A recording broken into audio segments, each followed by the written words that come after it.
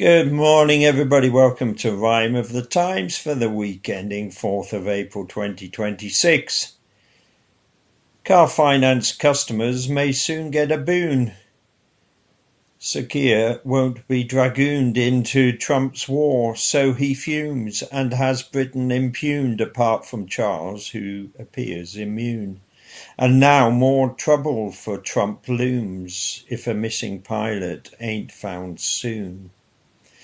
The BBC, with a new broom coming soon, sacks one of its guys who plays tunes over rumours of a child groomed. M&S boss paints a picture of doom and gloom.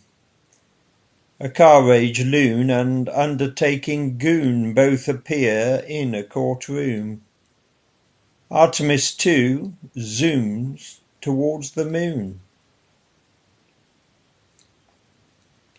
On Sunday, Derby was secured like a prison, where the previous night chaos had arisen. Another case of someone driving at pace into a crowded pedestrian space. On April Fool's Day, the joke was on the man, a 36-year-old man called Sandhu Ponachan, who faced the consequences of his mad event. 7 counts of GBH with intent.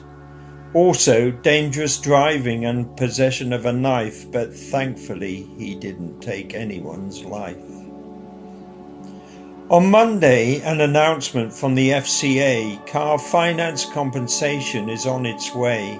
After months of wrangling, it's been agreed people were deceived in the name of corporate greed, where commission from lender to vehicle vendor meant higher interest was paid by buyer to lender.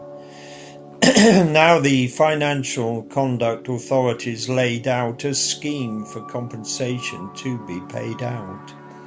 £7.5 billion is the cost of redress, the predicted total bill for interest excess. Trump's mixed messages are causing such a farrago. Starmer must wish he could enforce an embargo. Just a one-day break from the president's prattling, 1 day's insulation from his sabre rattling. In the space of 2 hours, in juxtaposition, he first rebuked and then heaped praise upon Britain. Britain, like the rest of Europe, has refused to help Trump unblock the Strait of Hormuz. And for that, he told Starmer we should get our own oil. But then he got misty-eyed over a visit from a royal. So after slating Starmer, he did a volte-face, excited that Charles was coming over to his place. After months of speculation, our PM has agreed that the King's trip to the States should indeed proceed.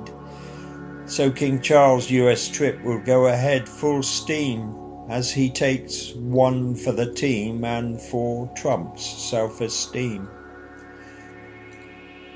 On Monday, the Beebs suffered more public ills with the sudden dismissal of DJ Scott Mills.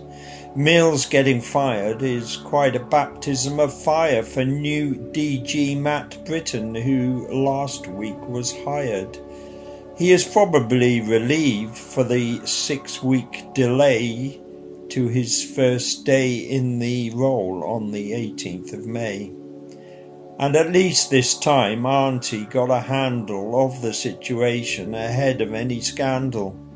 It related to grooming a minor, although it's unsubstantiated and many years ago.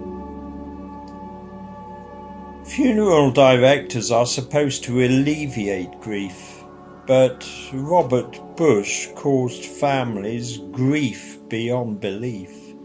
Robert, the robber of people's dignity, on Thursday was facing inglorious ignominy.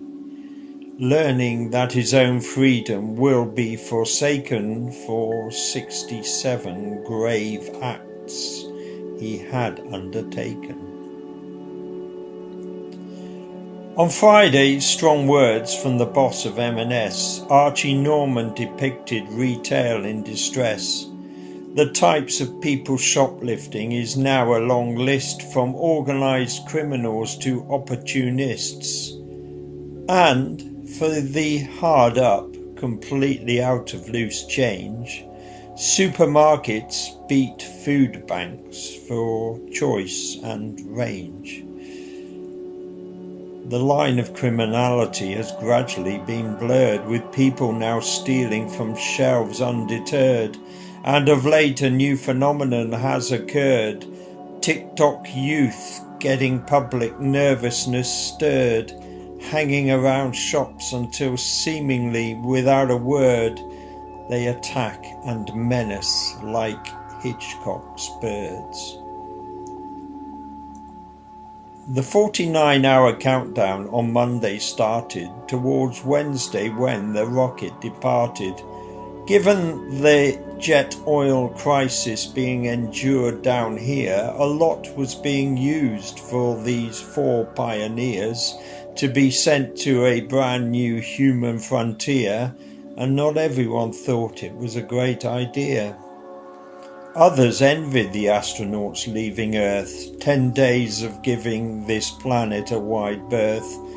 At 6:35 EDT Wednesday afternoon, Artemis II set off towards the moon. There was a minor delay to repair the loo. Not an April Fool's prank, but completely true. And so the rocket sat there with the 4 crew, sitting inside to stew, with liftoff due. Then another check that everything was just so, a checklist checked that all systems were go. Then from the Kennedy Space Center began the ride of 4 humans destined for the dark side. While the US keeps battering away at Iran, Netanyahu is pursuing an alternative plan. Unfinished business in Lebanon to sort, Hezbollah needing a final lesson taught, Israel driving people from their homes to create in southern Lebanon a wide buffer zone, while also bombing Beirut relentlessly anywhere where they think the terrorists may be. On Tuesday came Trump's first speech to the USA since Operation Epic Fury got underway.